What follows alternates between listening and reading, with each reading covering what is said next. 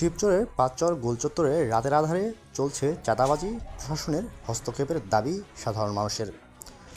নিজস্ব প্রতিবেদন শিবচর মাদারীপুর থেকে।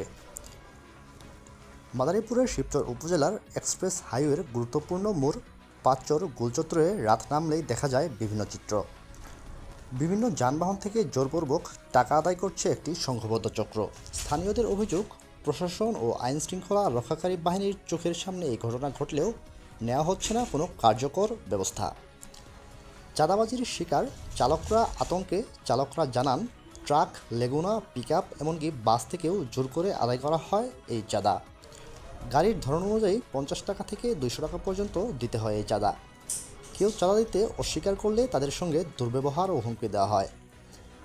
এ বিষয়ে শিবচর থানার ভারপ্রাপ্ত কর্মকর্তা রতন শেখ বলেন, বিষয়টি আমাদের নজরে এসেছে।